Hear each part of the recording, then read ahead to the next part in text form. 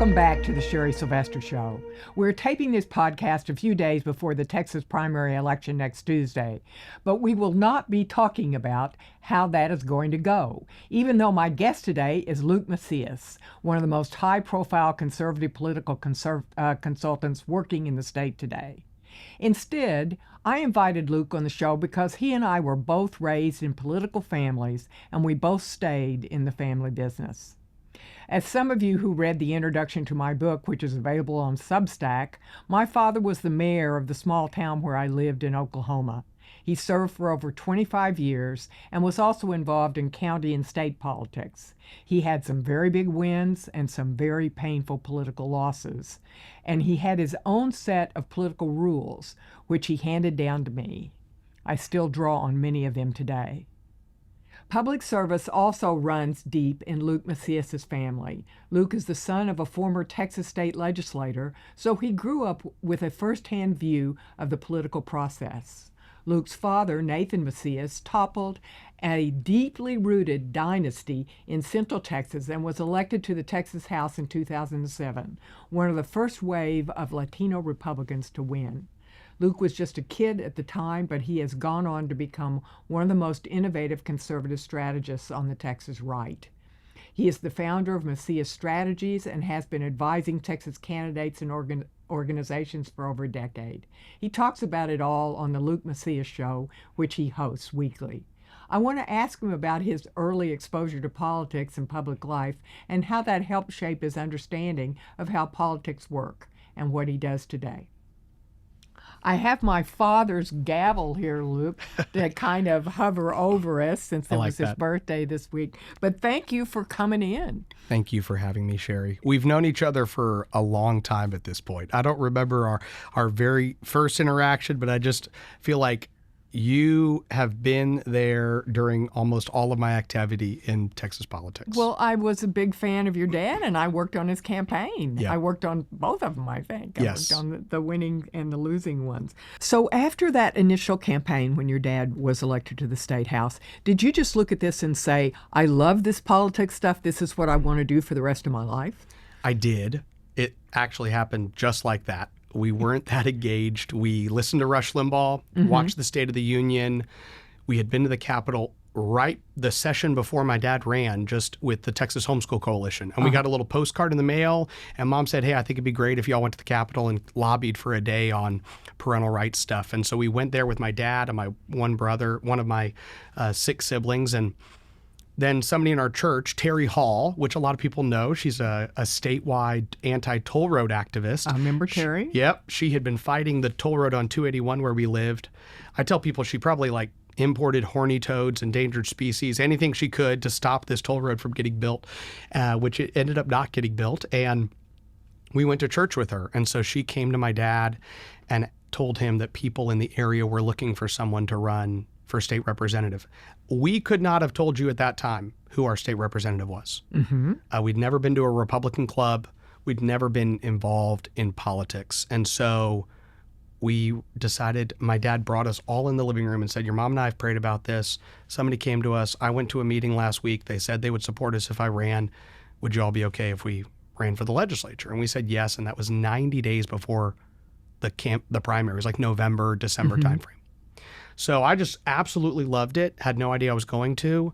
I ended up basically living at our campaign headquarters more or less for the last 30 days of the election. And so I went into my parents' bedroom. I remember I was all nervous because I was supposed to be a doctor. Luke in the Bible's a doctor. That's who I was named after. So I had to interview these doctors when I was homeschooled and write all these papers about medical things. And I walked in and I told them, I really feel like God's given me a specific passion for politics, and I don't know what that means, but I'm more interested in this than anything I've ever been interested in. And so they were very supportive of that. So from 16 on, I really just knew. I started studying economics. I started volunteering on campaigns. I was the president of a local Republican club, and it just kind of took off from there. I just knew, I didn't know what it was going to look like, but I knew that I was going to spend a lot of time in politics. What did you learn from that first election? And then your father was not reelected. Correct. So what happened in that process, and what did you learn from that? So he went Because to... you would challenge, as I was saying, you really challenged the establishment Yes. straight on. And we felt it. We were from Bulverde. The establishment was in New Braunfels. Right. If you were not in New Braunfels or from New Braunfels or had a great-great-great-grandfather that helped found New Braunfels, you were not in the in crowd. And so we probably felt that way our whole time in office. We were the outsiders. I realized quickly that I liked policy as well. And I feel like this is you as well. Some people are all in policy. Some people like the politics of things. And some people enjoy both aspects of just politics in general, the campaigning and the policy. And I realized I liked both because my dad decided to bring my older brother and myself with him to the first session. So 2007, my brother was here for the first half of the session. And he was texting me, or not texting at the time because it was 2007. So we were talking on the phone, and they'd come back on the weekends. And he told me, Luke, this is awesome. You go to steak dinners every night. You're hanging out. It's the greatest thing ever. We'd never gone to a steak dinner, to be honest, before my dad was elected because there were 7 of us and we were homeschooled. And Sure. we were on a fixed income. And so I came up in mid-March ready for the steak dinners. And I was up till 1 a.m. in transportation and public education hearings. My dad was on 2 rather substantive committees. Right. And we worked nonstop. It was nonstop. We were in the Capitol. I was in there in a little desk right next to my dad's deal. I was in with all his meetings, just got to observe him make all his decisions. We'd go home and he'd read the bills for the next day. And so that was very quickly I realized I really like the policy as well. The only steak I got was Representative John Smithy's steak he didn't eat, actually. So my dad went to a dinner with him, and everybody I think knows John Smithy, one of the longest serving members, and he didn't eat his steak, and my dad asked if he could take the steak to go so he could give me a steak because I had not had a steak all session. So I got a microwaved, reheated steak of John Smithy's. That was my first steak of the session. And then to your point, my dad was not reelected. He won by 45 votes of 20,000 cast. And he lost by 17 votes of 30,000 cast. And so I just think that very early on, I knew what it felt like to be an outsider. I liked both sides of the process. And then I went through 2 political battles that were just very close. So it felt like to me that all the effort we put in has an impact. Like you could tangibly see how much work you put in and the outcome. And so that probably did shape some of my perspective. Yeah, and the establishment kind of came back. Yes. I mean, it's always been, New Braunfels has always been at war with kind of the rest of the county there and the rest 100%. of that area. So what was your thinking after the loss, and what was your dad's thinking, but what was your reflection after the loss? Because I think you learn as much from losing as you do from winning. One is it's really hard to serve in public office in a season of life where you have a whole lot of other responsibilities. And I think we should recognize that. When I feel like I'm more charitable to legislators I know who have a lot of kids when they're home, whether you agree or disagree with them. It was very difficult for my dad because he had to actually work. He had a day job that he worked. He had 7 kids. He had a lot of responsibilities. We were all being homeschooled. We're in sports. We're doing this stuff. And he's trying to go across a 4-county area to these things. His opponent or different people, a lot of people in office, they do it later in life. They've already achieved, economic success, business success, and they have more time. And so it's just very, very difficult to do all the things that you need to do in public office when you have all these other vocational responsibilities. Yeah. So that was one thing. And it all just from the beginning, our area was part of these really big battles that were going on statewide. There were big discussions regarding education reform and teacher unions. There were big discussions going on regarding casinos and gambling expansion. Some of these that we're still having today, right? We're still having these same battles. Our particular area was kind of the center of that disagreement. And that's continued on as we've looked across the state. Yeah. My dad had rules, and other people got credit for them. The idea that all politics is local, that was Tip O'Neill when he was Speaker of the House. But my dad made it very clear to me that all politics was local, and he was always fighting to keep highways from getting built, or getting them built in the right places. He told me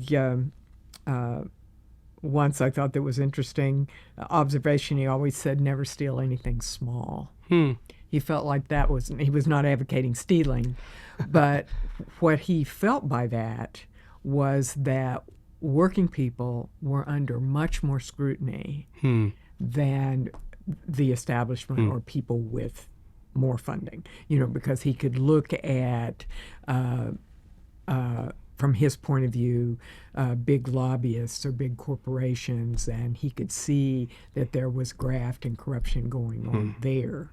But at his level, you really had to be pristine because people were watching, and I've seen that kind of be proved over life. Did you come away with the early campaigns with rules that you've? Yeah, I've got to think about that. There's a couple that stand out to me, and some of these I use a lot.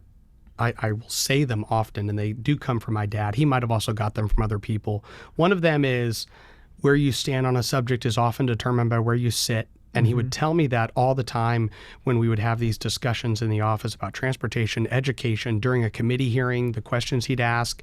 And he would always say, I'm trying to figure out what is their vantage point and how are they seeing this issue differently than I'm seeing? Is our position on this because of we sit in different places, or is it because they're wrong? And so that was one thing that I always think about in policy discussion. Yeah. The other one was my dad said, don't be the type of person that wants to take pictures with important people all the time. And I know this sounds like but it's been a rule that I've tried to keep because other people, we are in rooms with a lot of very important people all the time. And there are some people that like to take a lot of pictures with important people. And so I don't know why that one stuck out to me. I just remember my dad saying it. Even today, if I'm in a room and somebody goes, oh, let's all take a picture, I literally have this rule in my mind, like I don't step out of the picture, but I just don't go out of my way to get pictures with all of the different important people. And it's hard because that's so key to social media. Correct. But yeah, you see people and then I wonder, having done this for decades, what do you do with all those pictures? I know they clog my phone up. I keep being told I have to buy more space. And think of people standing in line. Yeah, standing in line to have their picture taken with.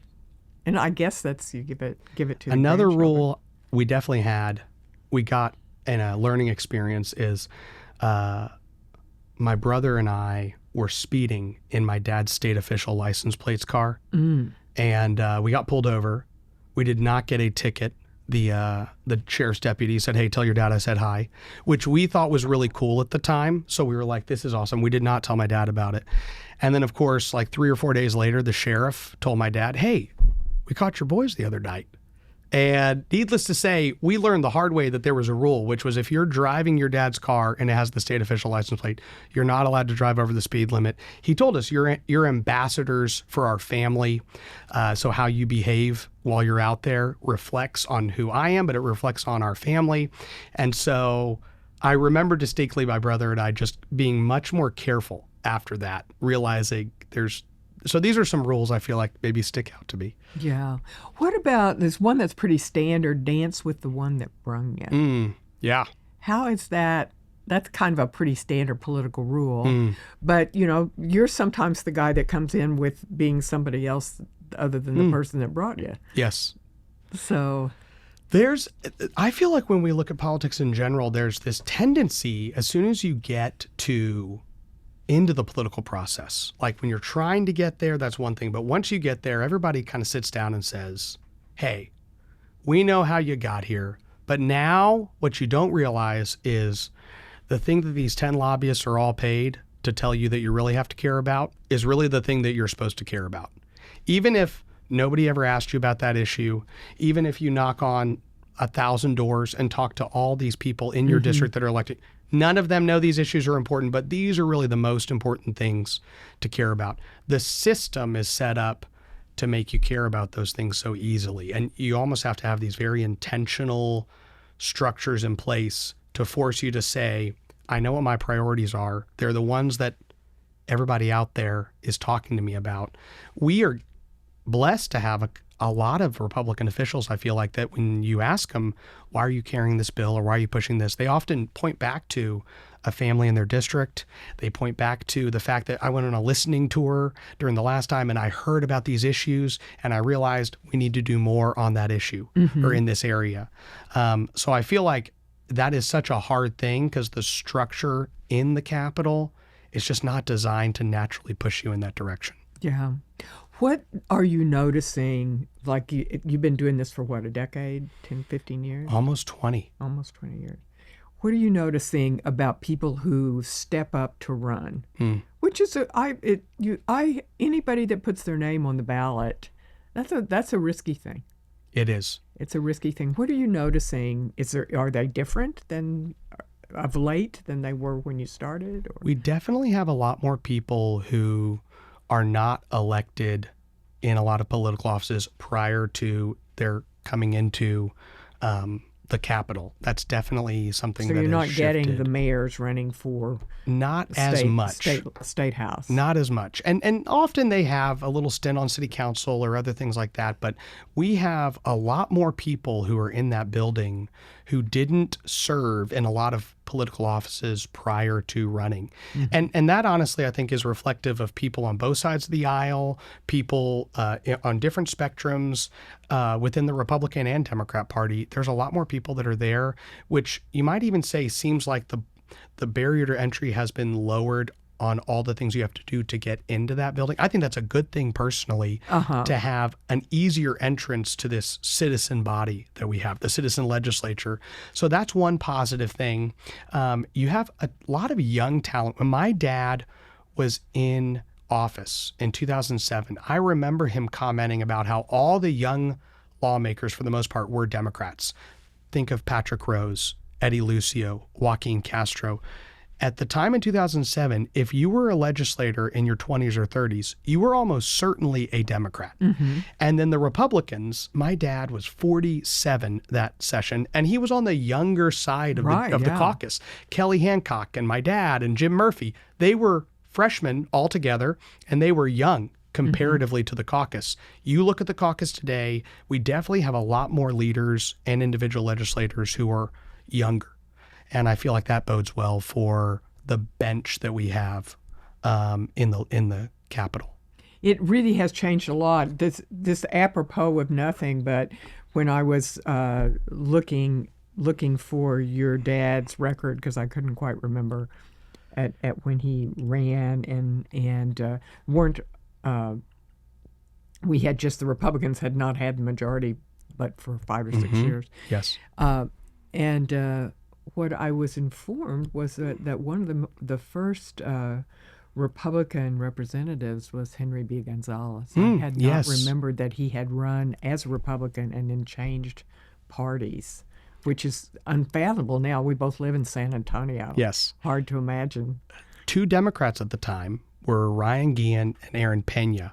Right. And since 2007, they switched parties, right? Ryan Guillen and Aaron Pena, Aaron being a judge now, was in the legislature, now a judge, and then Ryan still serving in the legislature. And my dad told me in 2007, these guys are Republicans. You know, they're just meeting in the conversations. Yes. And so you saw that shift as well. I feel like that's a big shift that happened from 2007 when, to your point, I think my dad was either the only Republican at that time in the legislature or one of 2 Hispanics. I can't remember. I'd have to go back and look at the caucus. Right. We have a larger Hispanic representation. J.M. Lozano, Ryan Guillen, all these other people as well. Janie Lopez. Yeah. Yep. Very much There's so. More. Yep. Many more. So is something happening now? What is happening in the primary that more Democrats than Republicans are voting? Is it just because of the U.S. Senate race, you think? It's a great question. So Democrats naturally have a lot of energy right now. That is true, and that's true regardless of the dynamics of who's running or what's running. I think that's just something for people to understand is going on right now. I think that the average active Democrat voter believes that we are one election away from a Handmaid's Tale. I mean, if I'm going to be completely honest, they feel like there's one more chance they have, and that's it's this election, 2026, to stem the momentum that they see moving against all the values that they hold, right? These are things they hold, and they're saying, this is our final election. That level of energy is notable. Now, there is a factor that they have not had a competitive statewide election really at any time recently. I think of MJ Hager and Senator Royce West that ran 6 years ago. And I think Royce West spent like, I don't know, $600,000-$700,000 on his statewide campaign. So Democrats didn't even know that there were two prominent people running to be U.S. Senator. In Jasmine Crockett and James Tallarico, you have over $15 million to $20 million that's going to be spent for these two people. So Democrats know there's a decision. They know that they have a decision to make on who's going to represent them. That's definitely reflective. I do like to stand outside of polling locations during early voting at least once or twice, and I've done so this week just to meet people on both sides. They're walking in, and I'm telling you, there were a number of Democrats that came in to say, I've never voted in a primary, but I'm really excited about James Tallarico or Jasmine Crockett. So I think that's definitely driving it. But there's this natural level of energy. We talk about the Senate District 9 special election that happened up in Tarrant County. I know you all have covered that before, and a lot of people have talked about that already. But that's another sign where the left has a lot of energy right now. You don't have to do a whole lot to convince them to vote. And on the right, we have a lot of people who think we're winning. They hear about the positive reports. They see a lot of the positive policy that's been enacted on a state and a federal level. Their newsfeed is largely filled with, in their opinion, crazy things that somebody on the left says, or a positive accomplishment from the administration or here at the Capitol. And that makes them feel happy, content, and like they're doing well. And so they do not feel like we are one election away from changing the direction Texas is or changing what we do for the rest of the Trump administration. And I feel like that is going to be a big hurdle that everyone's going to have to face, because the average person doesn't feel that way if you're on the right compared to if you're on the left right now. Yeah. What do we do about the silos of information? Because you're absolutely right. We were talking about energy. And on the left, I think they believe we know that the transition to away from fossil fuels, if it ever happens, is 100 years away. Yes. People on the left think it's 4 or 5. We're just right on the cusp. And it's not because they're dumb. It's because they're getting different information than we're getting. It's really an interesting situation when you compare America to other European, South American countries. If you talk to anybody who does political work or has been involved in international races that are going on, I find it so fascinating that those other countries, many European countries, many South American countries, those are the two that stand out because I've had recent conversations about elections going on there. The populace seems to largely get the same information.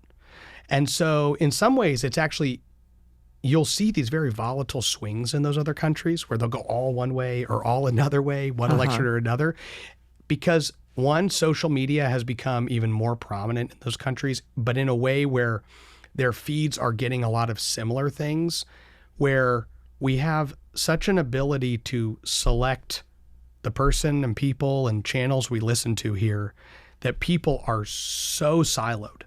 And so it's very hard to break through with information. I don't feel like I know the right answer to that. It's very difficult to forcibly go and have those conversations with people about the crime statistics in their area or real facts that would move them, or even stories that would emotionally move them in a certain way. It's becoming very, very hard. And so it becomes then just this race to get enough of your people energized to go. Because in some ways, if we're honest, we've kind of given up with too much persuasion. We're mostly trying to figure out how to energize people on our team to go and participate than we are trying to persuade the other side because of how siloed it is. Right. Yeah. In studying politics years ago, persuading people, that's the hardest challenge you have. Yep. What you do is you learn who thinks what you believe, and who is likely to think it. Yep. And that's who you go after is who's likely to think it. Yep. People that disagree with you, you don't send them any mail. No.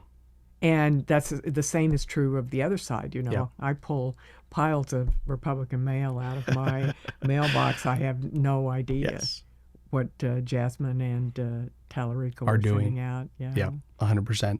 I do see a lot more Tallarico stuff, I think, online.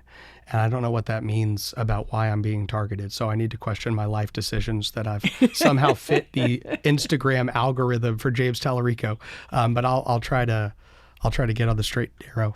Well, tell me what you thought of the State of the Union message the other night, the 2 hours. I'm assuming you watched all 2 hours. I did. I watched most of the 2 hours. We are in the middle of a primary cycle, so I feel like it's very hard. And then it was really funny. I got home and I had not been home for a long time. And so I tried to convince my wife that it was a really good idea for us to watch all of the State of the Union, or at least me to.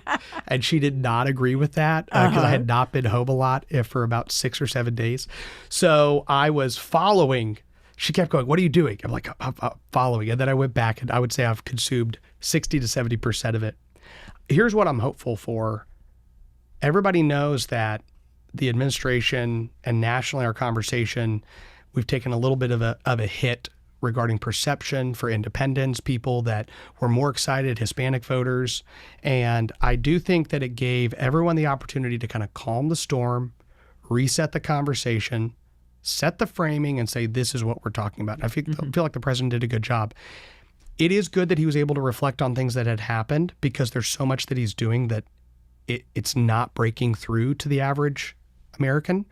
So we get to focus a little bit on that. But I'm more excited about him talking about the fact that we need to do more. Because I think if we're trying to convince the nation we've done a lot of great stuff, this is actually every politician's tendency. I feel like your natural tendency is to try to convince everybody we've done a lot of good stuff, instead of focusing on here's what we're going to do to help you. And sometimes because that admittance says that there's something I didn't do before. And that's maybe why our natural tendency is not to say that, because it's admitting we've not accomplished something that needs to be accomplished. But I think that especially when it comes to this year and November, it's really important for Republicans to go, this is what we're going to do. Yes, here's some things we've already done, but if somebody's frustrated about where they're at in life, it might not be your fault, but trying to convince them that they're not in a bad place is not very easy, because they're the ones that have to deal with the affordability. They're the ones who can't buy a home. They're the ones who are having major other life problems that they're having to deal with, and are not happy about the place they're in life compared to where they thought they were going to be at this point in time. We have a lot of individuals in our nation that feel that way, even some in Texas, and giving them a path out of that, I think, is more promising to them than trying to convince them we've done a bunch of great stuff.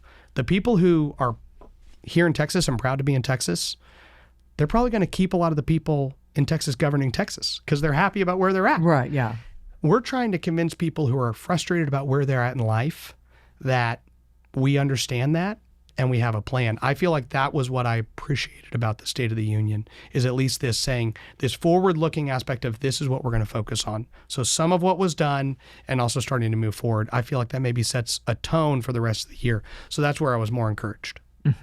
So in the advice that you give to organizations or candidates, it sounds like that you're suggesting more focus on affordability issues and what happens to the red meat issues, which have been such bread and butter for us. I mean, I always feel like no matter what mistakes we make as Republicans, we're so blessed by our enemies. Yes. We're so blessed by our enemies. I mean, I just saw that the Trans Bill of Rights has been proposed in Congress, and it's like, okay, great, go for it. What you've been in the middle of like the critical race theory fight, right? And I know have been instrumental in trying to get that out of some of our institutions.